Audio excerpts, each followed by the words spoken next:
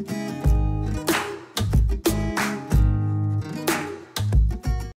guys, it's your girl Aisha, aka Geek XX Chic, and I am back with a review of The Walking Dead. We are reviewing the mid-season finale, episode 8, which was called This Is How It's Gotta Be. And man, did it end on a somber note. Like, the whole episode was pretty somber, but I didn't think I'd be this emotional about it. I'm really sad, guys. Yeah, it was... I mean, they were culminating to it being a pretty tense and not great moment for Team Rick, but I feel like we already did this. Like, this was all of season 7 was us feeling like we've been emotionally battered about Team Rick, and here we go again. But before we get to that, let's jump through some of the major points of this episode. I thought it was interesting in the beginning of the episode when we had the flashback with Rick and Carl talking clearly before all the fighting started. It looks like this would have been right after the whole Sadiq encounter, the first one. Rick and Carl kind of switched roles from, if you remember in season 3, that was the season of the prison, and Rick was trying to farm and he buried his gun and didn't want to do anything violent, and Carl was like, what the heck, Dad? Like, we're still in the zombie apocalypse. Why are we not fighting and trying to beat people up? And, you know, we had that whole kind of fight between the two of them versus of, like, you know, saving people versus not trusting anyone. And now here we are in season 8, and in this moment with Carl sitting there saying to his dad, like, why are we turning people away? Why are we not trying to be more welcoming? And Rick being the one who turns around and conversely is like, you know, no, we don't want to trust anybody. I can't go and, you know, start farming and, what does he say, like picking strawberries right now. So I just thought it was kind of an interesting throwback to season 3, kind of when they had this first issue of, you know, save or self-serve. And interesting that Carl kind of started to have this change of heart. And I guess this whole kind of change for Carl has been, I guess, leading up to what happened in this episode with him just kind of leaving on this note of being in a lighter, more self-sacrificial place, because this was not Carl of a few seasons ago. Carl was getting into that sort of semi-feral, not really caring, you know, wanting to just, you know, killing anybody that he felt was a threat and not really giving too much of a crap about anybody outside of his circle. And now to see him being so much more benevolent and so much more concerned with trying to save lives was such a change for him. So I thought that was just interesting, and obviously kind of, as I said, part and parcel to what ended up happening towards the end of the episode. I gotta just do, you know, one of the happier, there was very few moments of levity in this episode, but one of them was, Michonne and Judith, that adorable little moment where she gave her a kiss, like, I can't! These are my babies! Oh, it's so cute to see, because we don't get to see as much of Michonne and Judith bonding as we did kind of maybe about, what, season 5-ish, somewhere in there.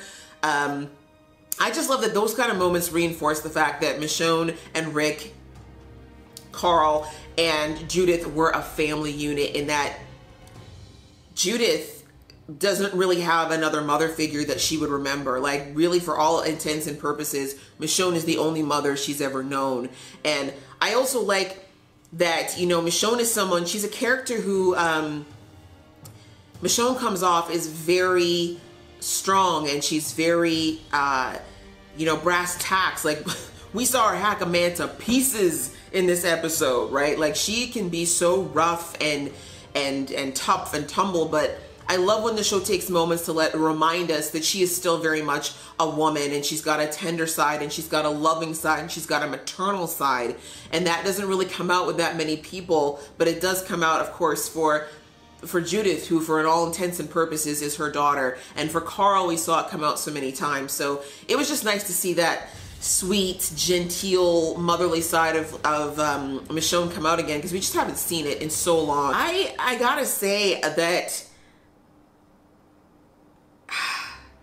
like, Carl's plan, like, that was honestly the highlight of the episode, was Carl's plan. It did feel a little bit like it came out of left field, because we've seen so little of Carl and his thinking and what's going on with him. And I think I commented last season that one of my biggest wishes is that we saw more into Carl's mind into what he was thinking, into how he acts, and like we don't get a lot of what's going on in Carl's brain unless he's talking to someone. And that's why I said, even if they pursued that whole, like in the comics, Negan and Carl kind of had a relationship that was kind of weird, but it allowed for Carl to, to expose what he was thinking and his feelings about things. And without that, like, we just don't really see Carl and Rick even really have those types of discussions. So, you know, I just missed seeing what was going on with Carl and knowing where he was at. And honestly, the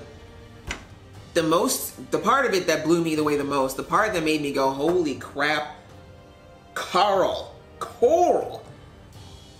was when he sat there and was looking Negan in his eye and was like, if you need to kill somebody, you need to kill me. If somebody's gotta die today, make that person me, and then you look me in the eye with all the lovely speeches and all the grandiose crap that you used to talk about.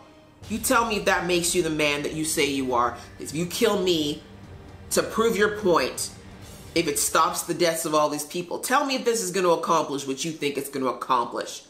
And that was brilliant. I mean, I don't think it was 100% an act. Obviously, it was to stall, to allow his people to get out. But I do think Carl was genuinely speaking from a real place. But it was a great moment. And that kind of harkens back to a few episodes back when Negan mentioned that he used to work with the youth. And I think this is what ties into why he's so affected by Carl. Is because he used to work with kids, and that at least would assume that at some point Negan wasn't always such a raging a-hole. Kudos to Carl for playing that up, because I think Carl figured out from the first time he almost went to the sanctuary and killed Negan that Negan's got a weird soft spot for him. So that was just, to me, the highlight of the very cool plan. I guess we can follow into the other areas really quickly.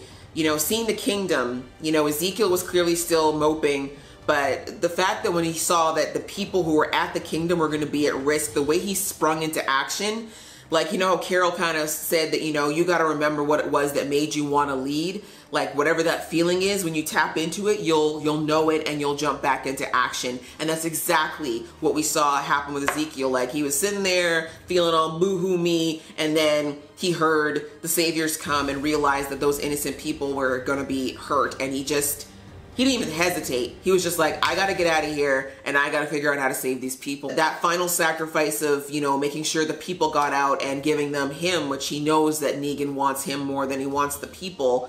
You know, that was great. It was good that it put a smile back on his face and made him feel, I think that's, you know, his atonement for himself, because, you know, he's carrying the weight of the deaths of all those people. That's kind of King Zeke, and I'm glad that I think he's going to be fine. Carol and Morgan are there. Like, those are two of they are the assassins of the apocalypse. If anybody can save King Ezekiel, it's those two. They will be a pile of bodies, no doubt, by the time those two are done. Outside of that, I think that little fight scene between Negan and Rick, you know, those two have been posturing and peacocking for 2 seasons almost now, and so that fight was a long time coming. It's not going to be the last one. We all know that the last fight between those two is going to be a knockdown, dragging, bloody, scratching, kicking. Like, it's going to be dirty. It's going to be real dirty between those two. But thankfully, Negan's stupid ego got in the way, because if he had actually been if he really wanted to kill Rick, like really, really wanted to kill Rick, he would have just like shot him right off the bat or something and just disabled him. But his ego wanted to beat Rick, you know, is what saved Rick, thank God, because I think even Negan underestimates how scrappy. I think a lot of people underestimate how scrappy Rick is, because he's not exactly your big brawler looking type, but Rick is real. We know this, right? We know Rick can get feral real quick, and I think Negan's about to discover just how low. I mean, losing Carl is going to change Rick in a way. I guess we might as well just talk about it. Let's just get to the heartbreaking part of the episode. Yeah, R.I.P. Carl. Let's just call it. In this stage of the apocalypse, there's no saving you from a body wound, right? Like, you know, if you bite a limb, there's a chance. But we've already established anything on the body. I mean, maybe if they were not underground in a sewer, you know, and they had a doctor, they might be able to maybe cut the flesh off, but I think we can safely assume that we're gonna lose Carl.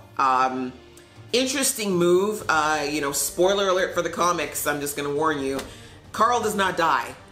He certainly doesn't die in this part of the, he might at some point, but he does not die in the comics anywhere near this. So to kill him off is a very bold move. In the comics, actually, Judith is the one who unfortunately dies with Lori. But to take Rick's only living child, because we already know, Rick already knows Judith ain't his. Let's be real. This is Shane's baby.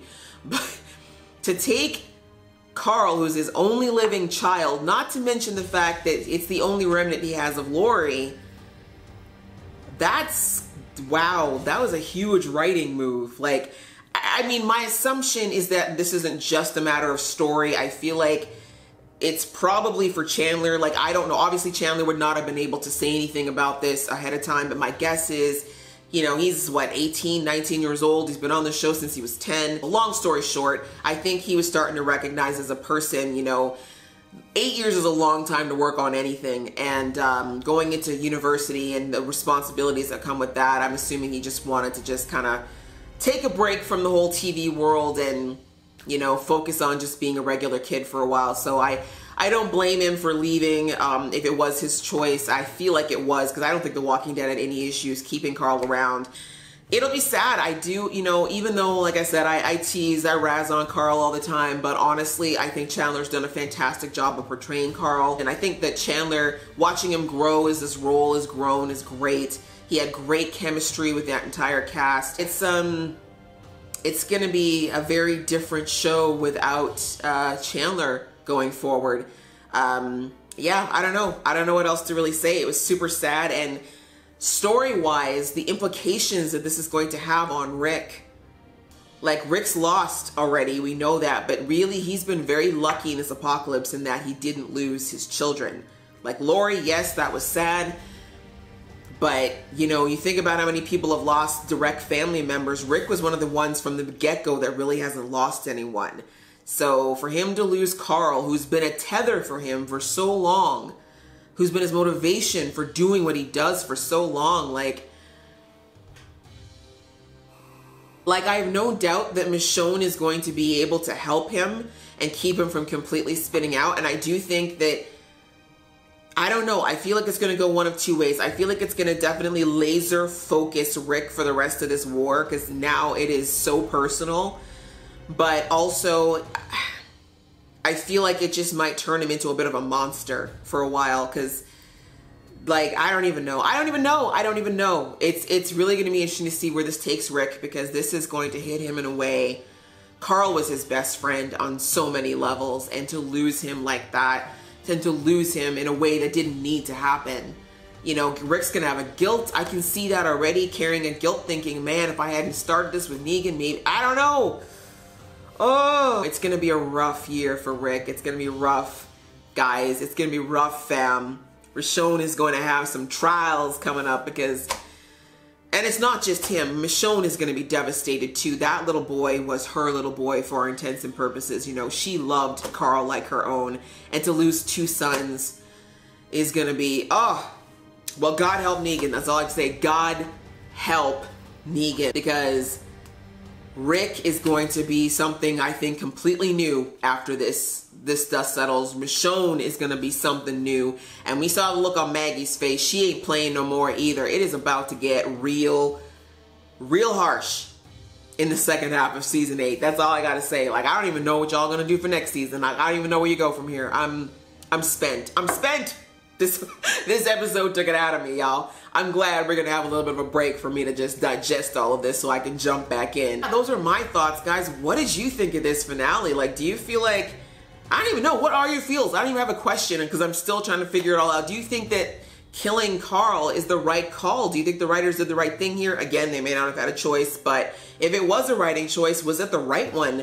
And how do you think Rick is going to react to all of this? Really, do you think it's just going to cause him to go feral? Do you think he's going to channel that anger in the right way? Like, and Michonne, what do you just think this is going to mean to Team Rick? What do you think this death is going to do? Really, I am so interested in hearing what the rest of you guys think. Please leave in the comments below. You know I love this discussion with you guys. You guys are so awesome with that. And if you like this video, guys, please go ahead and click like. And if you want to see more from this geeky face, please click subscribe. Until next time, see ya.